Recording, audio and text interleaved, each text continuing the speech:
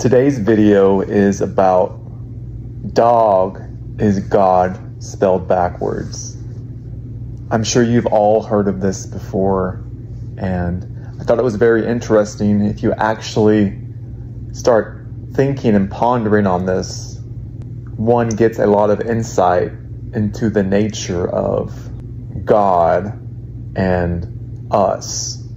And as many of you know, the English language is a kind of cursed language, but also it's a cheat code. It gives you a lot of insight into the ways of this realm. So it curses you, but also it shows its hand. So you're able to see things and unwrap certain riddles that you may have not otherwise realized just by looking at the English language. So with this, dog is God spelled backwards. And a lot of people online will tell you that this is not a coincidence. It's actually dogs are gifts from heaven, man's best friend, and they're here as angels from God. Whatever your opinion on that is, I'll leave it to you, but that is not what this video is about. This video is about our relationship to God, our relationship as a dog,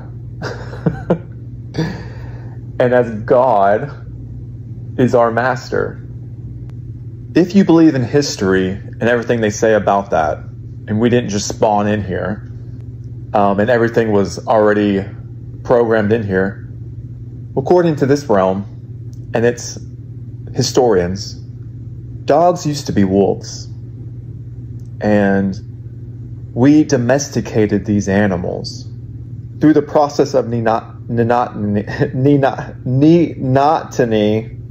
That's a hard word to say. We bred specific juvenile features into these animals.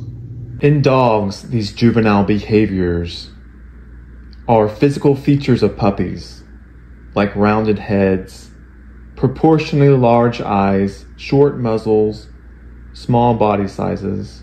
Juvenile behavior as tail wagging, licking, submission, and appeasement, and a general demeanor that's more friendly and playful rather than aggressive. We created these things specifically to have them less threatening and more appealing. Humans also have these traits of neoteny, which are round skulls, thinness of skull bones, reduction of brow ridge, large brain, large eyes, small nose, small teeth, small jaw, hairless body, limbs and body posture. You don't see such a large number of these traits in nature, yet you see them in domesticated animals and pets. We have been genetically manipulated to have these traits in order to make us more appeasing to these masters, in order for us to have certain behaviors that allows us to be better mastered over, to be submissive and docile and less aggressive and wanting to be led and guided, things that all domesticated animals have. We selected certain behavioral characteristics that best suited us as their master. And as you know, dogs are very loyal and obedient if trained properly. And all of this has to do with the domestication of this animal over the years, as they say. If it wasn't just some computer code that they entered into this world, and it was as they say it was, I don't know how it works. All I know is these animals have been designed and developed in ways that aren't natural so that it can better suit us as their masters. And the same is true for us humans. There's nothing natural about us evolving here in this realm. We also were products of domestication and alteration through genetic manipulation, just like these dogs. And we as humans were genetically manipulated severely in order to have weakened and monotonous traits, which just means having juvenile traits far past the maturity age, and you see that most in domesticated animals. So to compare us as the dogs of the gods, we are expected to be obedient and to follow the commands of our higher master, similar to how we treat dogs. Dogs are trained to obey the owner's every command without question. And in order to do this, we train them with certain little treats. And if they do what we say, we give them little rewards. And so as in religion, the gods that most people serve expect us to be obedient and to follow their commandments. And in so doing, we get rewarded with abundance and material things, supposedly. That's what they promise in these religions. Dogs are also expected to serve us and to worship us. The pet's roles are to please us and perform certain tasks for us. Humans exist to serve and worship God. That is our sole purpose of being created. If you ask any Christian or any religious person who follows the mainstream religions, our purpose was to worship. We were created to serve and worship God. If that doesn't scream some kind of slave or some kind of domesticated pet, I don't know what else does. Pets have limited autonomy, limited freedom. They're confined in homes all day long, behind fences, on leashes. They don't have freedom to come and go as they please, for the most part. Unless you're a cat and you're an outside cat, you come and go as you please. But we're talking about dogs here. And it still applies, but we're talking about dogs. Most dogs, they're confined in homes and yards, in cages. And they are directed where to go, when to do it, and how many times. Humans also have limited boundaries set by divine will and natural laws. But also, we're given little boxes to stay in and roads to drive on. But we can't go where we necessarily want to go. Dogs are exploited and other animals and bred to be trained to perform certain functions. Herding, hunting, guarding. They're bred to be a food supply, companionship, service, entertainment. Us as humans, we're also created to be exploited. So I believe dog is God spelled backwards is a clue, a riddle programmed into the cursed English language to not only curse us and to have it in our subconscious mind that we are to submit to these higher masters that lord over us, that have domesticated us to serve them. We as humans have been given a hint, a clue, as to what these gods have created us for. Are we like pets to these masters that want our loyalty and devotion and worship? Possibly. If you look at all the religions, the mainstream religions of the demiurgic world. The gods want your devotion, your worship, your loyalty, your service. You were created to serve this being. You were created for its entertainment, for its pleasure, and for its joy. And this master expects us, its dog, to be obedient to its every command. Similar to how dogs are expected to be obedient to their masters and will be punished accordingly for disobeying, even though the dog's natural instincts are to do the complete opposite. Our natural instincts, which we have no control over, which were just given to us by being born into this hell realm, it was not only created by this God, but now it wants us to fight against it. And this is our animalistic side versus our true spiritual side. The true spiritual side is always at war with the beast that is the body. It's like we're two beings that have been genetically manipulated and modified to be one. So we have all these base animalistic desires, but we have a higher spiritual faculty that the animals of this world lack. So we are constantly battling our higher and lower natures as these masters watch as their entertainment.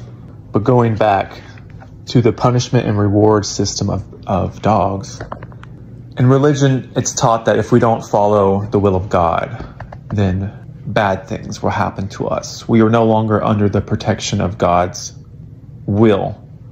So he allows bad things to happen to us in order to chastise us, in order to heal us. Not heal as in make better. Well, yes, that's what they say, but heal as in a dog. You are under my control and my power. Submit to me. This God also monitors and watches over us at all times. Just like how a dog owner has complete control over its environment, where it goes, how long it's there, its schedule, complete dominion over this animal. And to this animal, this person seems like a god. This person doesn't age. This person can just manifest miraculous things like food and water, and it can take me out. It has control over the environment. It can open doors and lead me to greener pastures, so to say, on walks, and take me to the dog park. So dogs are dependent on their masters for their needs and survival. Just how religion teaches us that we are dependent on God, our master, for our needs and survival. Our sustenance, our guidance, protection, fulfillment of our true purpose is only found in obedience to God, our master. We are trained and conditioned in the same way that dogs are. We may be conditioned through our life experiences, divine intervention, the life scripts that have been given to us, all the traumas, even the blessings that we receive. All of this is done to have us develop in ways that it wants us to be. All the trials and tribulations we face is like the dog owner punishing and rewarding the dog in order for it to submit and do what its owner wants it to do. And eventually it's just on command. It's just a habit. It's no longer a learning experience. It's just ingrained into its mind, and it does as God says. Dogs have undying loyalty and devotion to their masters. They were designed and bred to have these behaviors in order to please their masters, in order to submit and to obey. Just like us, we were designed in a way that we need a leader. We need some kind of outside savior, some kind of higher being to take care of us. And we want to give that loyalty and devotion to this higher being. So this is all just the theory. I'm not saying this is true or false. It's just something to think about. There's a lot more to this than what I've said, and you can take this and look further into it if it interests you. I think there's a lot of similarities and a lot of possibly some clues to help us understand where our place is actually in this realm. Are we subordinate creatures that were created with the sole purpose of having a master and being in submission to it? Like I said, that's what religion teaches, that we are to be submissive to God and to follow and be led by Him. And throughout history, the higher beings who come here, the stories are about us being a slave race, if you believe that. And we were created to be, so we were designed to be intelligent, sure, but a lot of our faculties have been closed off and turned off and hidden away from us. And we have those things blocked away. It's hard to access those higher faculties, even though we have them. And those could be two things. Either those could be the genetics of the gods, and when they genetically modified us with animals, we have those two states of being in one, and they turn those off. Or we are higher beings, which I want to think that's more to the truth. And we were imprisoned in these meat suits and these organic, robotic prison cells, prison bodies. And by being attached to this body, our natural higher faculties are blocked off from us while in this incarceration. I think that's probably more true. I hope that's more true, actually. And my inner knowing says that's more true than us just being created out of nothing to be pets or subordinates to these higher beings. But that still doesn't mean that the similarities of us and dogs doesn't apply. I mean, that's what we've been taught and conditioned to be, like dogs, our whole life, with not only God, but just authority in general, just higher authority, higher than ourselves. We have to submit and obey and follow and be good little dogs or sheep. So just all something to think about. And there's a lot more to this, but I think that should about do it for now. Let me know what you think.